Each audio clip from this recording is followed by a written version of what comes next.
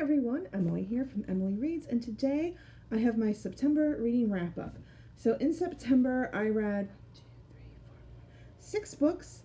Pretty much all of them were 3.5 reads. One was a 5.5 star read, and one was a 2.5 star read. So without further ado, let's get started. So the first book I read was Unwind by Neil Shusterman, and I read this for Series September. This is a book that I've had for quite a while, and the prompt was let's get it started. So like a book that you've had, or a series that you've had for a while. And this is a story of 3 teenagers, Connor, Risa, and Lev. And all 3 are kind of running for their lives. So they live in this society where abortion is no longer legal. But in order to like come up with a compromise between those who are pro-choice and those who are pro-life, what society has decided to do is that every baby is going to live until they turn 13. And so between the ages of 13 and 18, parents can decide we want to unwind our children. So what that means is they're killed and their body parts are harvested and they become they're organ donors essentially. So Connor, Risa, and Lev, all 3 of them are marked to be unwound in this society. And so together they are just trying to survive. I enjoyed it. It was a 3.5 read.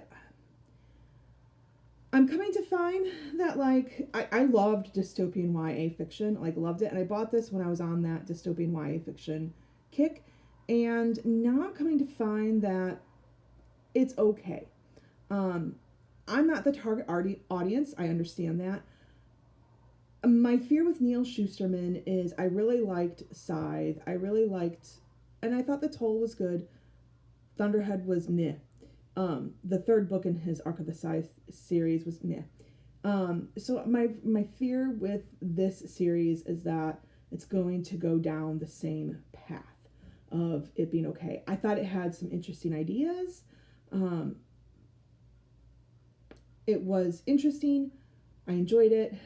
I just don't know if I'm going to like future installments in this series. So I have the whole series. I might read the next book and then decide if I want to continue with the series or not. The next book I read was is a very recently published book. That's Love on the Brain by Allie Hazelwood, and I gave it 3.5 stars. So this book follows, I can't even remember her name now, B. Cullingwasser and Levi. And so B like she loves Marie Curie, and she studies brain waves and does brain mapping work, and she is contracted with NASA to kind of to work with Levi, who's an engineer, to map brain waves of astronauts. Very trope filled. I enjoyed the tropes because I read it for what it was, which was a light comedic romance. And so if that's what you're looking for, then it does its job.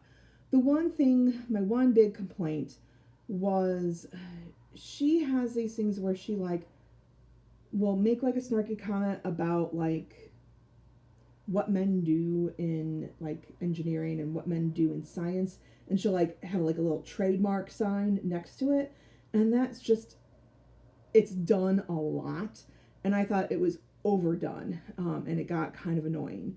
But overall, I did enjoy it. I don't know which one I liked better, Love Hypothesis or Love on the Brain. I can tell you that her novels are better than her novellas. But again, Love on the Brain, 3.5 stars.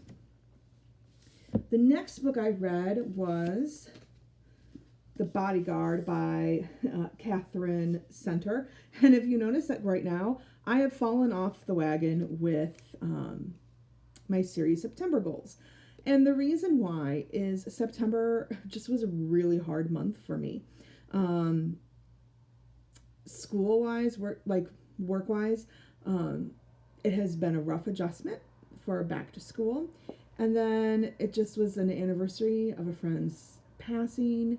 It was her birthday. It was my birthday, and it was kind of a blah birthday. So all in all, it was just a pretty emotional, stress-filled month. So I was looking for light things to get me through the month.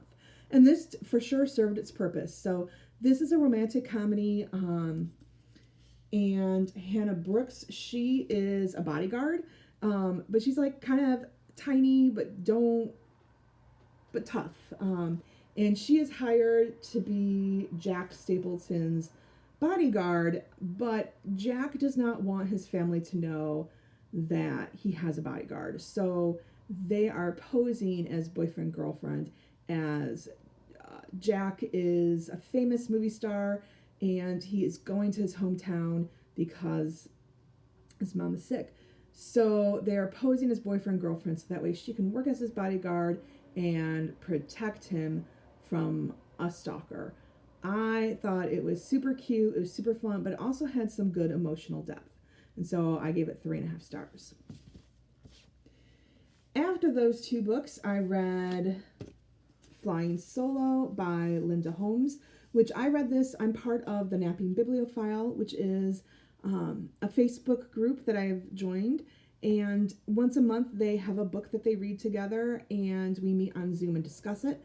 And so this was September's pick. It's by the same author as Evie Drake Starts Over, which I read back in January, and I really enjoyed that book. This one fell flat for me. So this book, I can't remember her name either, is about Lori Sasselin, and she goes back home to her small town in Maine after her great aunt dies. And she is there to help settle her great aunt's estate, clean out the house, and get it ready to put on sale. And there she meets up again with Nick, who was her high school boyfriend, and he's now the librarian of the small town. And while she's cleaning out her aunt's house, she discovers a duck, and there is a mystery surrounding this duck. Like, was this duck decoy used for hunting? Was this painted by a very famous artist? But then the duck gets stolen. And so then there's this big caper mystery. And also while they're trying to figure out what is the significance of this duck. I enjoyed the book. I just didn't think that whole part with the caper was necessary. And I thought that could have been cut to give some more development to Lori and her motivations and the choices that she has made in her life. And then also for Dot and the choices that she made as we learn about Dot through Lori's remembrances of Dot. So I gave this a 3.5, and thinking about it, I probably actually would give it only a 3-star. And finally, my 5-star read was Fool's Quest by Robin Hobb. This book I loved, and honestly, I think I would have loved it more had I not had such a stressful September. So I read this in bits and pieces, not just soaked it in, but I had to work to read this book, which usually I don't have to do that for Robin Hobb. And so the reason why I had to do that was not Robin Hobb's fault and not this book's fault. It was where I was stress-wise and mood-wise. But this is the second to last book of her 16-book series, Realm of the Elderling, and it is the second book in the Fitz and the Fool trilogy. I can't really talk about too much of the plot without giving a whole ton of stuff away. That's the problem, one, of being a second book in a trilogy and just a 15th book in a long series.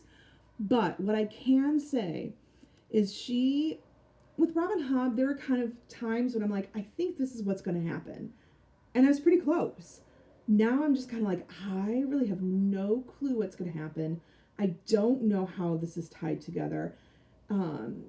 She mentions something, Fitz finds something in the forest, like a statue of something, and I'm like, that has to be tied into Fitz, that has to be tied into the magic system, because Robin Hobb doesn't just like put something in a story and then just leave it there like for no reason. She puts something in the story for a main reason. So I've got kind of a wild theory about Fitz. It's really kind of wild, but I'm curious to see what I know she's going to do something with it. I'm curious to see what she does with it. I'm curious to see if I'm right. I'm probably wrong. But I'm now kind of at the point of like, I don't know what she's going to do. I have no clue how she's going to tie everything together. I'm looking forward to reading Assassin's Fate. So, and the last book was my 2.5 read. So I finished Assassin's Quest with like a week maybe to spare in September. And I didn't really know what to read next. I didn't want to start a big chunky book, especially knowing that September 30th through today, I was traveling out of town. So I didn't want to start a big chunky book and then go, okay, now do I bring this with me on my out of town trip? So I ended up reading this. I decided let's just start some October spooky vibe reads early. So I read The Silent Patient by Alex McLadies.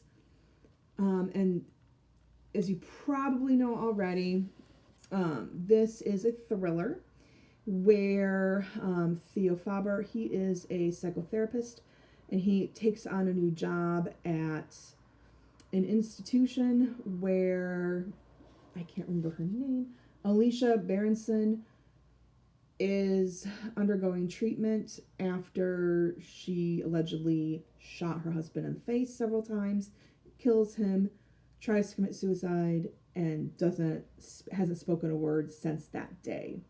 And so Theo Faber is there to try to help her and basically to fix her.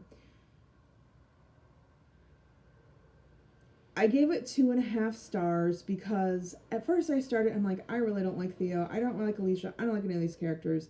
I'm going to just keep reading. And it was okay. It did keep my interest, but like, I figured out the twist. It took me a little bit to figure out the twist. Like, I figured it out with like a few pages to go before the big reveal, because there's always a twist in thrillers. I don't feel like I'm spoiling anything. There's always a big twist, a big reveal in thrillers. I figured it out though. And so for me, that's why I got 2.5 stars. Like, if you're going to be a thriller and you're going to be suspenseful, there should be hints, but I shouldn't be able to figure it out. So that's why I knocked it down. And how it then ultimately was resolved, I was just kind of like, eh.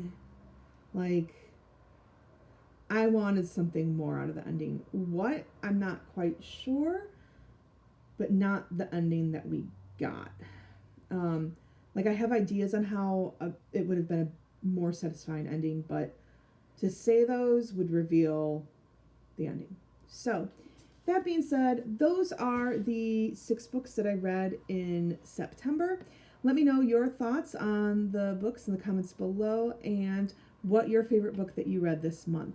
Please, and as always, please like and subscribe. Thanks so much. Bye.